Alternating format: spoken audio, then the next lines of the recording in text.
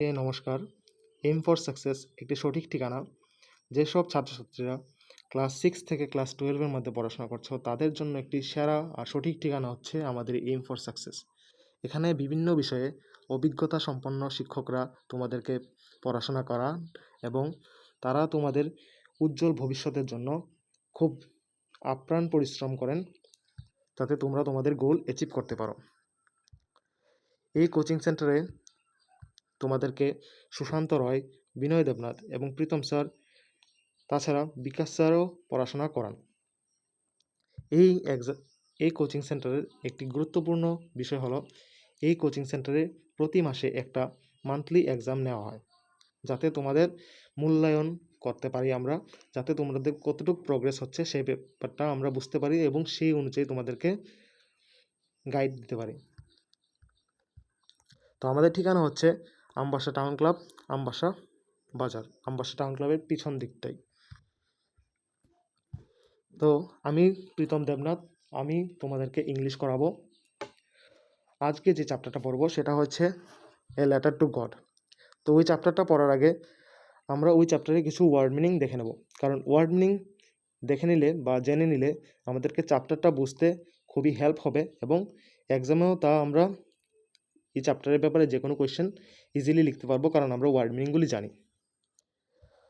তো আমি কিছু ওয়ার্ড মিনিং লিখে রেখেছিলাম, সেগুলি হচ্ছে এন্টায়ার মানে সম্পূর্ণ, ভ্যালি উপত্যকা, প্রেডিক্ট ভবিষ্যৎবাণী করা, হিউজ প্রকাণ্ড, ক্রেস্ট মানে পাহাড়ের চূড়া, অ্যাপ্রোচিং কাছে আসছে বা নিকটে আসছে, এটা একটা প্রগ্রেসিভ ফর্ম।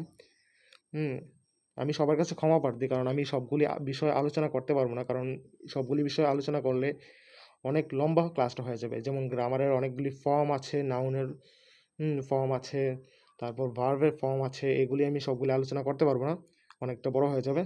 তাই আমি আজকে শুধু তোমাদেরকে যতটুকু সম্ভব ততটুকু এই চ্যাপ্টার সম্পর্কে বোঝানোর চেষ্টা করব, চ্যাপ্টারের মধ্যে কি আছে। আর তোমাদের যদি কোনো সমস্যা হয় তাহলে তোমরা আমাদের কোচিং সেন্টারে চলে আসতে পারো। আমাদের কোচিং সেন্টারে টিচাররা লাইভ ক্লাস করান ফিজিক্যালি। তোমাদের যে কোনো ডাউট তারা নিমেষে ক্লিয়ার করে দেবে। রাইপ পাকা বা পরিণত, রিজন কারণ, প্লেজার মানে খুশি বা আনন্দ, হারভেস্ট ফসল,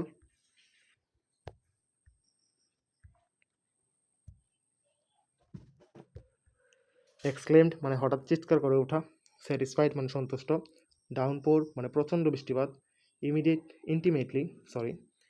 ইন্টিমেটলি অন্তরঙ্গভাবে, এক্সপ্রেশন মুখের অভিব্যক্তি বা মুখের ভাব, রিগার্ডেড বিবেচনা করেছিল, ড্রাফট মানে সাজিয়েছিল, আর প্রিপেয়ারিং প্রস্তুতি। তো প্রিপেয়ারিং একটা জিরান্ড, আর এটা যদি তোমার এটার আগে অক্সিলারি ভাব লাগানো হয় তাহলে এটা তোমার ভার্বেরও কাজ করে। আচ্ছা ঠিক আছে, ওয়ার্ড মিনিং তাহলে আরেকটা পেজ ওয়ার্ড মিনিং আছে, সেগুলো দেখে নিই একটু।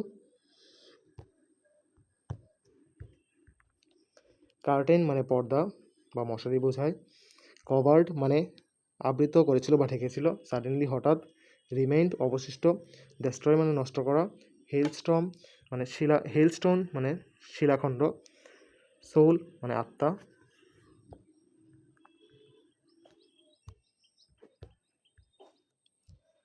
রিজেম্বল মানে সদৃশ্য বা মিলে যাওয়া, এক্সপোজিং মানে প্রকাশ ঘটানো বা উদ্ঘাটন করা, পালস মানে মুক্তা, এক্সক্লেমড হঠাৎ চিৎকার করে ওঠা, হোল মানে সম্পূর্ণ, প্ল্যাগ অফ লোকাস্টাস মানে একদল পঙ্গপাল।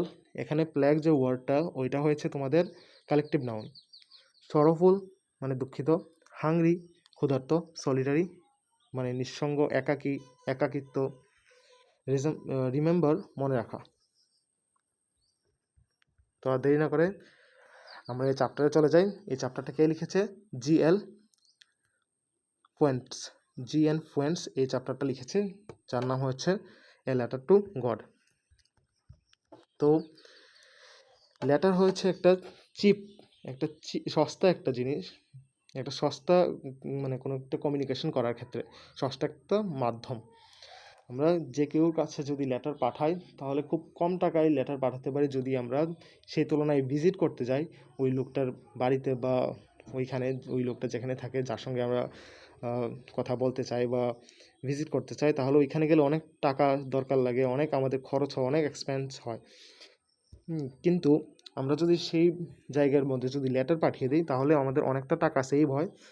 তো লেটার একটা চিপেস্ট ওয়ে হচ্ছে আমাদের কেউর সাথে কমিউনিকেশন করার, আর তার মাধ্যমে আমরা টাকাও পাঠাতে পারি পোস্ট অফিসের এই লেটার ব্যবস্থার মাধ্যমে। পোস্ট করে কারোর কাছে টাকাও পাঠাতে পারি। কীভাবে পাঠাবো? আমাদের প্রথমে মানি অর্ডার নিতে লাগবে, তারপর একটা স্ট্যাম্প কিনে লাগিয়ে তারপর ইয়ে করতে লাগবে। এখানে একটা স্ট্রাকচারটা দিয়ে দিয়েছে, তোমরা একটু দেখে নেবে যে কীভাবে তোমরা কেউর কাছে টাকা পাঠাতে পারো মানি অর্ডার দিয়ে পোস্ট অফিসের মাধ্যমে। আচ্ছা, ঠিক আছে, আর দেরি না করে তাহলে আমরা শুরু করছি এই চ্যাপ্টারটা এক্সপ্লেন করা। The house, the only one in the entire valley. তো সম্পূর্ণ উপত্যকার মধ্যে একটাই মাত্র বাড়ি, sat on the crest of a low hill, মানে পাহাড়ের চূড়ার মধ্যে একটাই বাড়ি, এই পুরো সম্পূর্ণ ভ্যালির মধ্যে মাত্র একটাই হাউসের কথা বলছে। From this height one could see the river and the field of ripe corn dotted with the flowers that always promise a good harvest.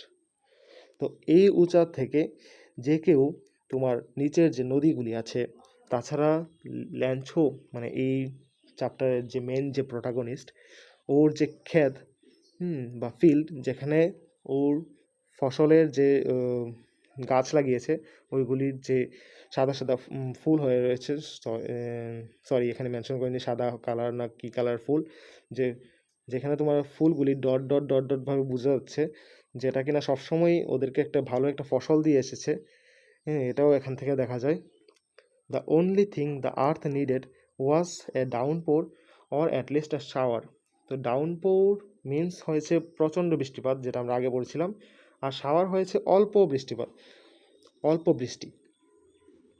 তো এখন যেটা দরকার এই মুহূর্তে সেটা হচ্ছে যে অ্যাটলিস্ট একটু বৃষ্টি, বা বেশি হলেও অসুবিধা নেই, শুধু বৃষ্টির দরকার, যাতে ফসলগুলি আরও ভালো গ্রোথ হয় আর ল্যান্সো সেগুলি বিক্রি করে টাকা আর্ন করতে পারে।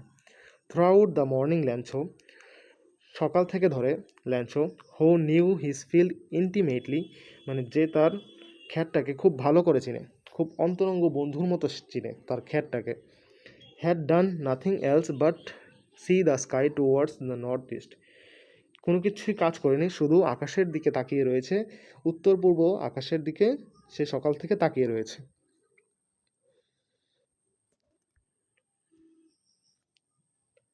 Now we are really going to get some water women. তো এখানে ওমেন যে বলছে, এটা মেবি ল্যান্সোর ওয়াইফ হতে পারে, যেহেতু এখানে ক্লিয়ার করে মেনশন করা নেই, সেহেতু আমরা যাব না যে এটা ওর ওয়াইফই। তো এখানে সে ওমেনকে বলছে, মানে ওয়াইফই হবে। তো এখানে ওয়াইফকে বলছে যে আমরা এখন কিছু জল পেতে চলছি, মানে বৃষ্টি আসবে তো জল হবে, মাঠের মধ্যে জল ভর্তি হবে, ফসলগুলি আরও ভালো হবে। তো সেই কথাটা সে ওমেনকে বলছে। The woman who was preparing supper. তো সাপার মিন্স সন্ধ্যার বেলার যে ভোজনটা হয়, যে খাবার দাবারটা হয়, ওইটা রেডি করছে ওমেনে। Replied yes God willing. কি রিপ্লাই করেছে? যে হ্যাঁ অবশ্যই, যদি ভগবান চায়। The older boys were working in the field. এবং বড় ছেলেগুলি কি করছে? মাঠের মধ্যে কাজ করছে। While the smaller ones were playing near the house. আর ছোট ছেলেরা কি করছে? ঘরের আশেপাশেই, বাড়ির আশেপাশেই খেলছে। Until the women called to them all. খেলছিল যতক্ষণ পর্যন্ত ওমেন মহিলাটা ওদেরকে ডাক না দিয়েছে। কিসের জন্য ডাক দিয়েছে? কাম ফর ডিনার, যে খেতে আসো, ডিনার করতে আসো। It was during the meal. তো যখন তারা খেতে বসেছে তখন, that just as Lencho predicted, যে ল্যান্সো যেভাবে কল্পনা করেছিল, যেভাবে ভবিষ্যৎবাণী করেছিল, big drops of rains began to fall. বৃষ্টির বড় বড় ফুটা পড়তে শুরু হলো। In the north east huge mountain of clouds could be seen approaching. এবং নর্থ ইস্টের দিক থেকে মানে উত্তর পূর্ব আকাশের দিক থেকে দেখা যাচ্ছে যে ক্লাউডসের বড় মাউন্টেন, যে বড় ক্লাউডসের বড় একটা ক্লাউডস তাদের দিকে আসছে, এই জন্য ক্লাউডসের মাউন্টেন বলেছে, huge mountains of clouds. The air was fresh and sweet. তো তখন সময় বৃষ্টি আসলে তোমরা জানো যে বাতাসটা খুব ভালো লাগে, একদম ফ্রেশ ফিল হয়, একদম ঠান্ডা ঠান্ডা। তো এখানে তারাও এই কথাই বলছে যে এয়ারটা খুব সুন্দর, ফ্রেশ এবং সুইট লাগছে। The man went out for no other reason then to have the pleasure of feeling the rain on his body. তো লোকটা কী করেছে, মানে ল্যান্সো কী করেছে, সে ঘর থেকে বেরিয়ে এলো এবং বেরিয়ে এসেছে কী কারণে, কোনো কারণ ছাড়া, শুধু বৃষ্টির ফিল নেওয়ার জন্য, বৃষ্টি যে হচ্ছে তার যে আনন্দটা সেটা ফিল নেওয়ার জন্য ও বাইরে বেরিয়ে আসলো। And when he return he exclaimed, এবং যখন সে ঘরে ফিরে গেল তখন সে চিৎকার করে উঠলো, হঠাৎ চিৎকার করে উঠলো যে দিস আরেন্ট রেইন ড্রপস, যে এগুলি রেইন ড্রপস না, ফলিং ফ্রম দ্য স্কাই, যেগুলি আকাশ থেকে পড়ছে, দে আর নিউ কয়েন্স, এগুলি হচ্ছে যে নতুন কয়েন্স, মানে বৃষ্টি হচ্ছে তো এগুলি, বৃষ্টি যখন হচ্ছে ফসলগুলি ভালো হবে এবং সেগুলি বিক্রি করে অনেক টাকা আর্ন করতে পারবে, তো এগুলিকে ও কী করছে, নিউ কয়েনের সঙ্গে কম্পেয়ার করছে বা তুলনা করছে।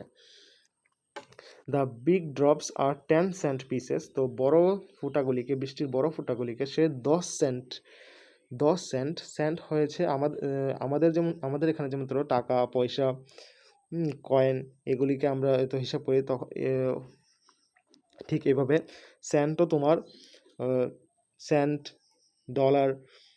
ডলারের ছোট, এটাকে কী বলে, যেমন আমাদের টাকা আর একটা আছে পয়সা, ছোট অ্যামাউন্টটাকে আমরা পয়সা হিসেবে মেনশন করি, ঠিক তো ওইখানে ছোটো অ্যামাউন্টটাকে সেন্ট হিসাবে মেনশন করে। তো ও বড় ড্রপগুলিকে 10 সেন্ট পিসেসের সঙ্গে কম্পেয়ার করেছে এবং ছোটো ড্রপসগুলিকে 5 সেন্টস পিসেসের সঙ্গে তুলনা করেছে।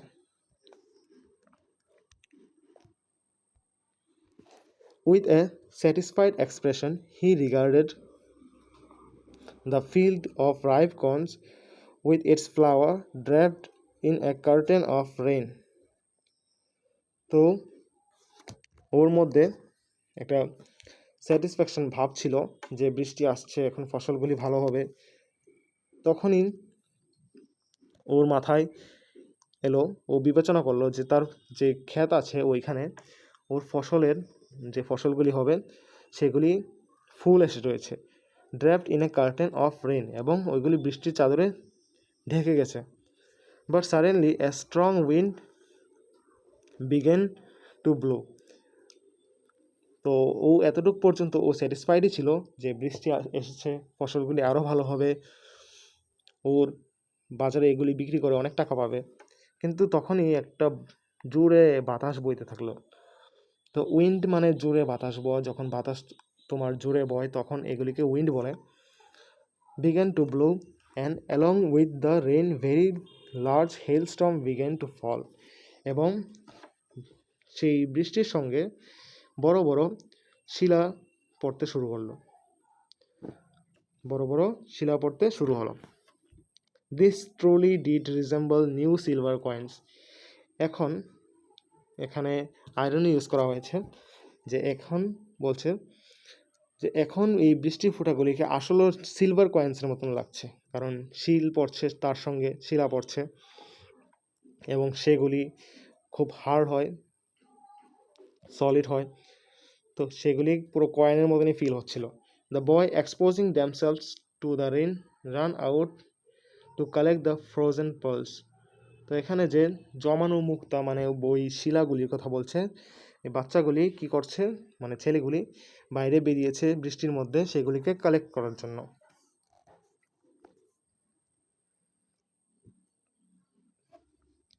ইট is really getting bad now, exclaim the man.